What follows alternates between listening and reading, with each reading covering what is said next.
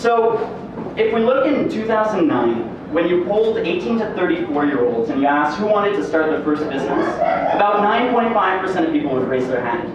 Fast forward to this year, that number has skyrocketed to 41%. So in a matter of 8 years, that number has quadrupled. Entrepreneurship has become something really popular in Montreal, in Canada, but in North America as a whole. And I'm one of the people who jumped on that bandwagon and really fell in love with entrepreneurship for many reasons. So tonight, I wanted to share with you some things I've learned through my entrepreneurial journey to help you, if you plan on starting your first business, some tips that could really make it much easier to start. So before we dive into those 5 tips, I figured I'd just introduce you briefly to myself. So like Anna kindly mentioned, I'm a photographer. So I've been a photographer since 2010. And today I would have never thought I would be a professional photographer. I started off in sports photography, then gravitated into real estate photography for 2 years, and then ended up shooting my first wedding in 2013. Today, my main business is wedding photography and portraiture as well. ICmtl is actually my 6th business incubator. I did a bachelor in entrepreneurship at HEC Montréal that I finished in 2015. I went to Israel to do an intensive entrepreneurial program there. I did a parcours entrepreneurial Keynote. I went to Concordia to participate in District 3. I was in the Fondation Montréal Inc. I really explored every possible facet of entrepreneurship. But what brought me here is because I was discovering entrepreneurship in the tech field. I had 3 different tech startups before, and once the last one didn't work out, well, I figured I could try to build a photography business. However, when you look at photography as a whole, only 3% of photographers actually are able to make a business out of it and live off of that full time. Most are freelancers and have a job on the side. So I found ICmtl really interesting because it was the only business incubator in North America that dedicated itself to artists, creative, and cultural entrepreneurs. So along with these 13 wonderful people, I wanted to see what was possible. And thanks to them, in the past 8 months, I was actually able to get my business really off the ground, and now I'm self-sustainable just through that. So the first tip that I wanted to share with all of you that I think is extremely important and that I didn't realize when I had my last business was to get your first customer. So a lot of times people have ideas. You have a great idea and you really think you'll be able to make $1 million and make really a huge success out of it. And you work really, really hard to either build the best technology or get the best design possible without really knowing who your customer is and being in relationship with them to actually make money. Because after all, that's what a business is. So I spoke a bit about my last startup, but I'll give you a bit more insight in what it was. It was called Boutique. Essentially, we wanted to make it easier to buy shoes online. If you go in a shoe store, you might try on shoes and you're a size 8 in one, a size 9 in the other. So when you're buying shoes online, it's often very difficult to find the right size. With my team and I, we founded Boutique in 2014, where we would use a 3D scanner to scan people's feet. We developed an API that would filter the products on the website of the shoe store to only show you the right shoes in the right size. So, in an academic context, this was my last year of university. It was my graduating program. I won first place at HEC, won contests galore, because I really loved speaking about it, and I really believed that we would change the world with this idea. I spoke with passion, and people believed me. But when we left the school bench and got out actually in the real world, well, we had a lot of trouble. We focused on finding the best technology. After a year and a half working on the project, we actually had a partnership with a company in the United States that had the best 3D foot scanner in the whole entire world. We got it for free from them because they really believed in the idea, and we figured, well, now we made it. But it's at that point, that was the tipping point that we realized, okay, we got the coolest gadget possible, and we still can't get a first client. So we got it all wrong. We were thinking, okay, how can we make it cool? And we were building it more for ourselves, for the glamour of it, without realizing what the problematic of the companies, of the shoe stores, of our clients really was. So whenever you're building your first business, before you invest in any technology or try to build something really cool and flashy, Well, try to get the first dollar, because that's really what counts. The second tip, and I kind of foreshadowed it, is to don't spend money before you're making money. Luckily for me, that wasn't the case, but I hear of it so many times, and it kind of goes with the hype of all these Dragon Den and the news and coverage of venture capital. It's sexy getting a $5 million seed round for 5% equity, but in reality, you have to be able to deliver at the end of the day. Before thinking about how much money you need, try to get the money in and then invest to scale.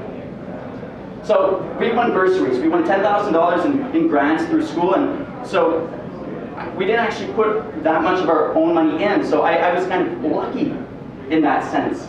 But I see so many young entrepreneurs that don't realize that and go knocking on doors to try to raise money without actually knowing how they're going to get that money back from the customers. The third tip is to learn public speaking.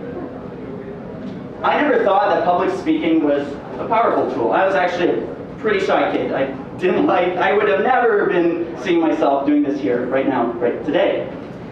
But public speaking really lets entrepreneurs take it to the next level.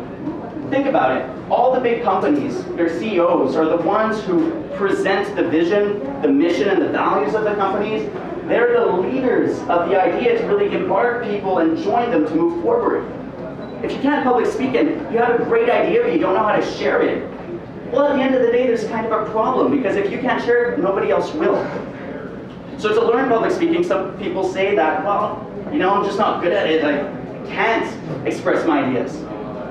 Well, I learned of something really cool, and that's thanks to one of the entrepreneurs here, Nikita. You can just see on the wall, where is he? To the right, at the bottom, who introduced me to something called Toastmasters.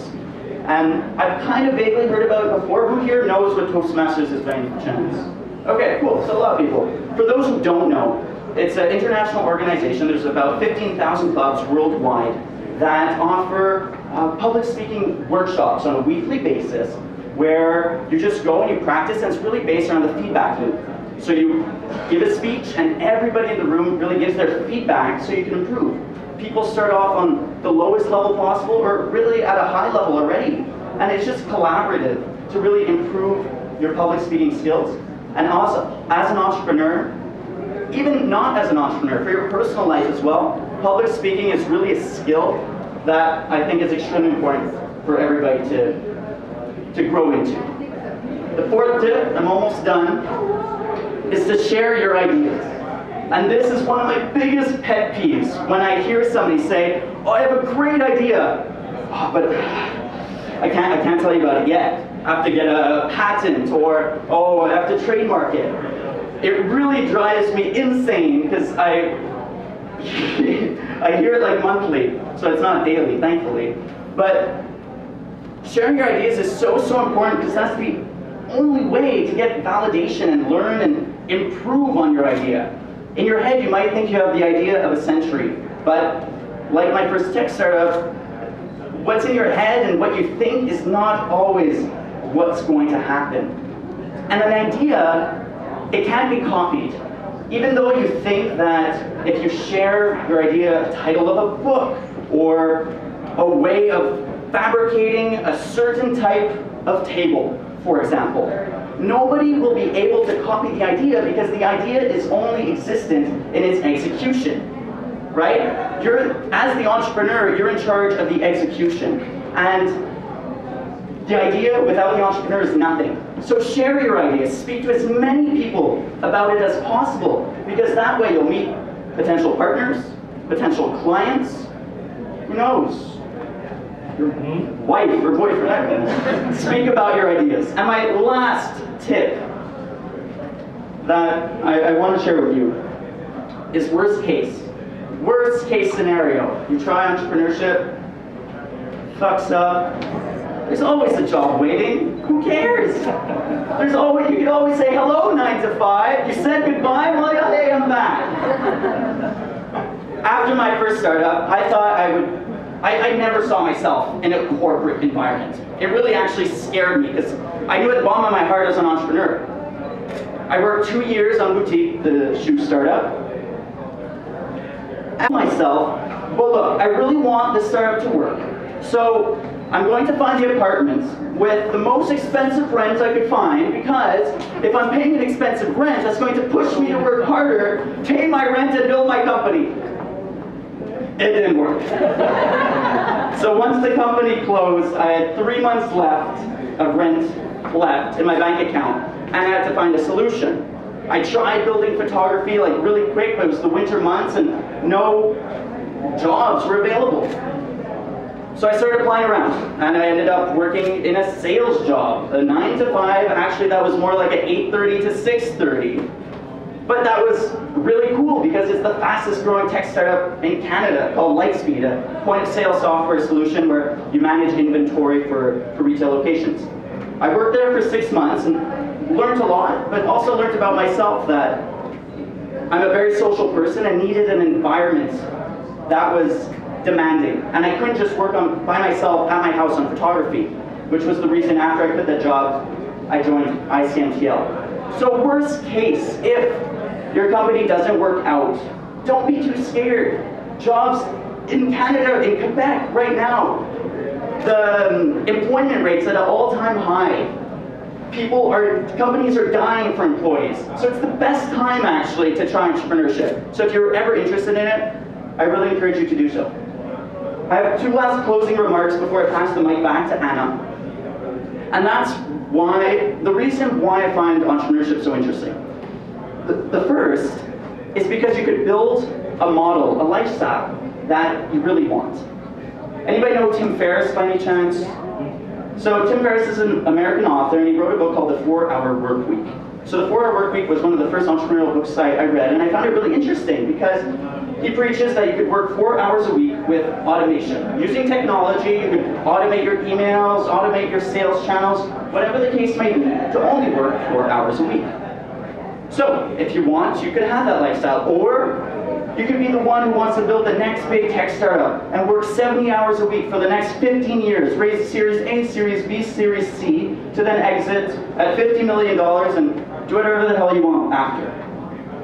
Or you could do like what I'm trying to do. My plan now is to work 6 months a year in Montreal, taking pictures during the summer, and then traveling the other 6 months.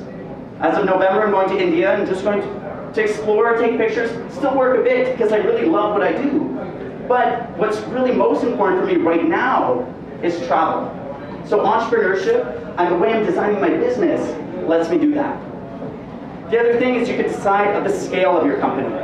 You could be a solopreneur, alone in your business, or you could decide, well, I want a team of 5 because I don't want to work alone. Or you could say, you know what, I really want to contribute to society and employ 5,000 people and build a business that lets me do that. So you're really in charge of the size and the way you run your business, and it's only entrepreneurship that lets you do that. So I just wanted to say, if you were one of the 41% of the 18 to 34-year-olds or above that were interested in starting your first business and just never have, out of fear, out of doubt, out of thinking that, I'm not sure how to start, I really hope that this kind of gave you some insight on how to do it, and that there's no right way to do it, you just gotta go for it. So thank you very much.